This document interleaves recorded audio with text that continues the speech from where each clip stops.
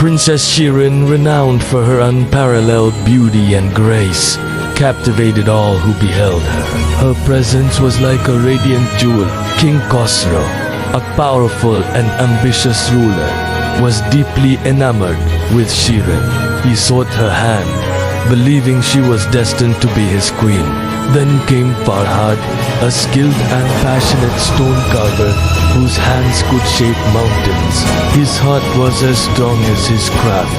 Upon seeing Shirin, Farhad was instantly captivated. A profound and unwavering love ignited within him, consuming his very being.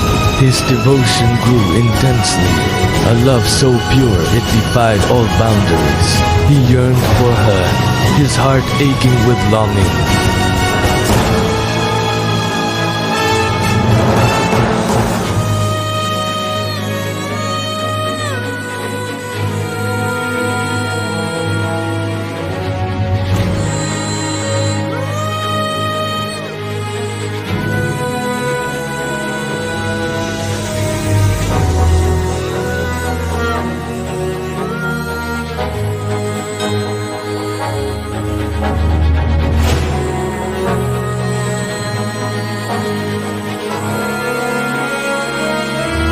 Day and night, he toiled, his passion for Shirin fueling every strike of his chisel.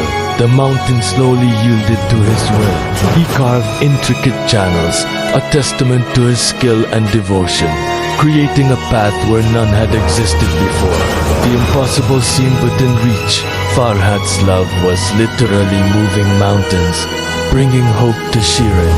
But Khosrow, fearing Farhad's success, resorted to a cruel deception. He sent a messenger with a fabricated message.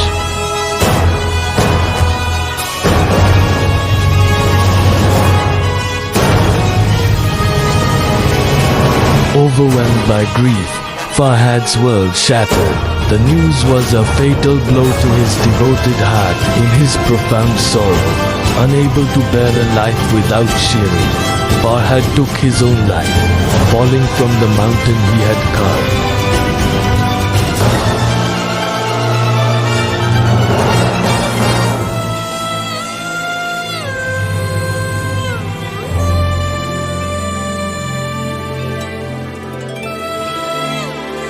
There, consumed by sorrow, Shirin too met her tragic end, joining Farhad in an eternal embrace, forever united in death.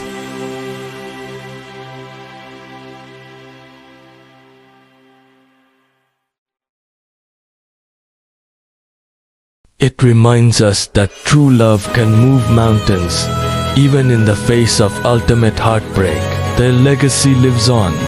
All right, let's dive into a story that has been captivating people for nearly 1,000 years. It's a Persian legend, an epic love story about two people named Khusraw and Shirin. But think about that for a second. 900 years. What's the secret sauce? What gives a story that kind of staying power? Is it just the romance, the tragedy? Well, in this case, it's pretty much all of the above and then some. Because at its heart, this is a classic love triangle. You've got your beautiful princess, a super powerful king who is determined to have her, and then you have this passionate outsider, a simple artist whose love is about to change everything. So, let's start with the royal couple, the two people who are right at the center of this whole saga. You know, the ones who, on paper, seemed totally destined to be together. First up, meet Princess Shirin. And we're not talking about just any royal here. She is the gold standard for beauty and grace in this entire world. She's an Armenian princess, so her status is off the charts. And get this, her name literally means sweet in Persian, which tells you everything about her character. She is the ultimate prize. So who could possibly be a match for a princess like that? Well, none other than King Khusraw, a Persian king with absolute power. He's her official suitor, the guy that society says she should be with. And yeah, he does eventually marry her. But his story is forever tangled up with his great rival, a guy who's kind of lurking in the shadows of their love story. And that brings us to the man who makes this story truly legendary, the commoner whose love was anything but common. Now, before we properly meet him, I want to talk about this idea of an archetype. It sounds a little academic, but it's really simple. An archetype is just a universal symbol, a type of character that we all instantly recognize, like the hero, the wise old mentor, or the rebel. And that is exactly what our guy Farhad is. He's not just some character in a story. He is the archetype of pure, selfless love. He represents a kind of love that isn't about owning someone or about status, but about total and complete devotion, no matter what it costs. So right away, you see this incredible contrast. Farhad has zero power in the traditional sense, right? No title, no army, no money. He's a laborer, a stonemason. But his riches are something else entirely. He has an unbelievable artistic talent, legendary physical strength, and a heart so full of love it practically becomes a force of nature. And when you put them side by side like this, the conflict just becomes crystal clear. King Khusro is all about power and his royal right to have Shirin. He wants to possess her. But Farhad's claim? It's based on something totally different. A desperate passion that comes from pure, selfless love. This isn't just two guys fighting over a girl. It's a clash between two completely different ways of seeing the world.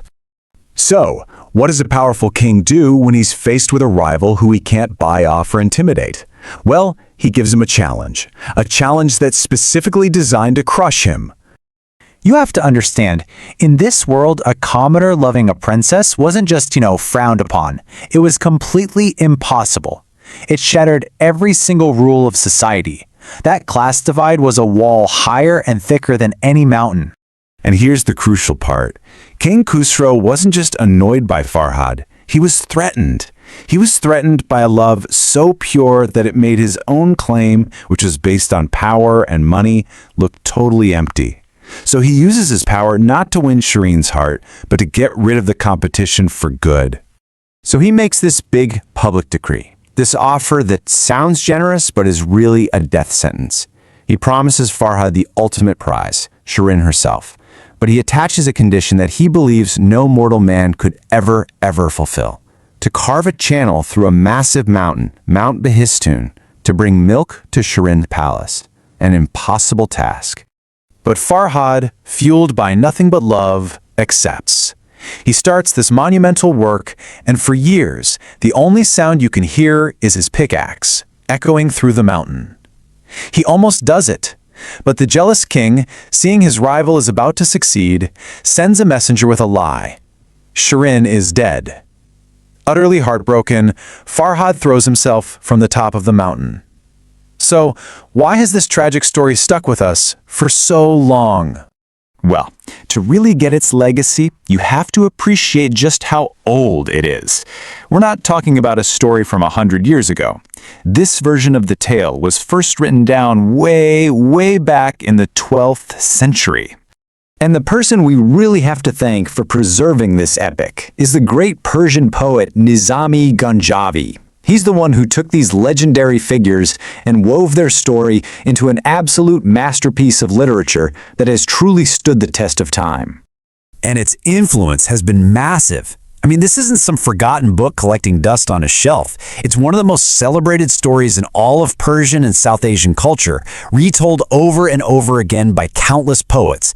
It became more than just a story. It became this enduring symbol of a timeless battle, the purity of selfless love versus the corrupting nature of worldly power. And that leaves us with this final thought.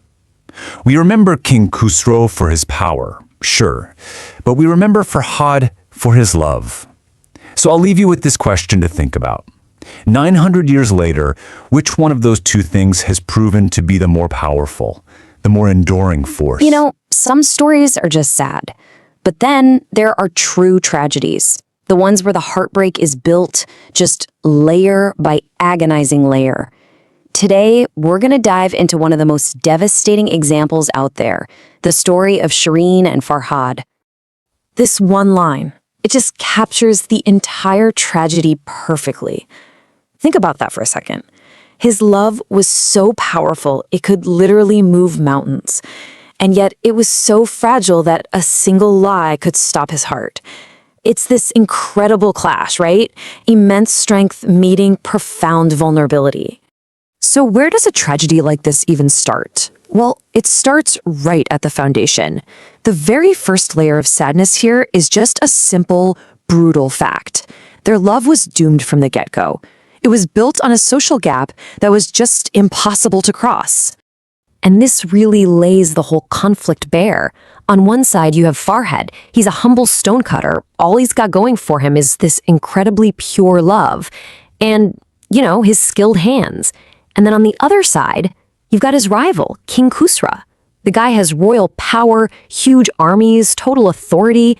It's just such a cruel imbalance, isn't it? Purity versus pure power.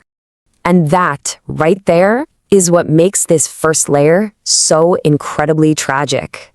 See, this wasn't some story about naive hope. Oh no, Farhad knew exactly where he stood. He was fully aware that the world had already decided against them. The real tragedy is that he chose to love her anyway, looking that hopelessness straight in the eye. Okay, so the tragedy just keeps getting deeper with this next layer. Because this is where King Khusra gets truly cruel. He comes up with a plan that takes Farhad's greatest strength, his hope, and turns it into a weapon against him. So what does he do? He gives Farhad a truly impossible task. Carve a channel straight through the massive mountain of Behistan. But let's be clear, this was no fair challenge. No way. It was a beautiful, elaborate death sentence, all dressed up to look like hope. It was a cynical plot designed for one thing, not to test Farhad, but to completely break him. And you can see exactly how this whole deception unfolds. First, you have the impossible promise.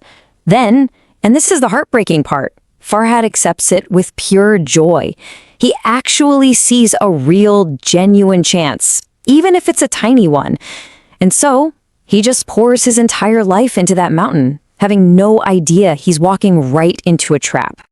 All right, and now we get to what is, for me, the most painful twist in this whole story. The ultimate tragedy here isn't that Farhad failed. It's the absolute agony of almost. He was on the very brink of succeeding. I mean, just think about it. After years of relentless, backbreaking labor, he was actually doing it. He was carving his way through the mountain. The sheer force of his love was creating a miracle. His devotion was literally moving stone. Hope was about to win. He was so close. And that's the moment. A panicked King Khusro knows he's about to lose, so he unleashes his final weapon. He sends a messenger up to that mountain with one single, devastating lie. And the irony here is it's absolutely devastating. Just think of everything Farhad survived. We're talking years of brutal labor, soul-crushing loneliness, complete and total exhaustion. The man could endure any physical hardship you could throw at him. But he was defeated, instantly, by a single false sentence. So in the end, the mountain couldn't kill him. The years of labor couldn't kill him. It was his heart that just gave out. See, he could bear any suffering in the world as long as he knew Shirin was alive. The second he believed she was gone, his entire reason for being just vanished. And that brings us to the final, really haunting layer of this whole tragedy. It's maybe the quietest one, but it might also be the most profound. It's the simple, sad fact that their entire epic love story, it all happened without them ever really being together. Just think about what they were denied, the simplest human things. They never had a real shared conversation. They never had a quiet moment of peace together. Shirin never even got a chance to see his incredible work with him by her side. I mean, their love was this grand epic sacrifice, but it was missing all those small, real moments that actually build a relationship. They never even had a proper goodbye. And this detail, it's just heartbreaking. He carved her face into mountains, a testament to a love that was literally reshaping the landscape. But she never got to see it with him, the man who did it all for her. Their whole story was lived apart. It was a love defined entirely by distance and by longing. And so, The story leaves us with this one last question to think about. Which do you think is the greater tragedy? A love that you have and then lose? Or a love so powerful it could move mountains that never, ever truly gets a chance to begin? Shirin and Farhad. It's a story that really gets you thinking about what love, power, and sacrifice are all about. But let's kick things off with a big question, one that hangs over so many of these epic tales. Why is it that the stories that move us the most, the ones about the deepest, most profound love, almost always end in heartbreak? Well, the legend of Shirin and Farhad, it gives us a pretty powerful and painful answer. You see, for this particular story, the sorrow is baked right in from the start. It's a tale that feels like it was designed from the ground up to deny peace to every single person in it. It's about a love that was maybe always destined to bleed. So let's start with the first half of this double tragedy and focus on the queen at the very center of it all, Shirin.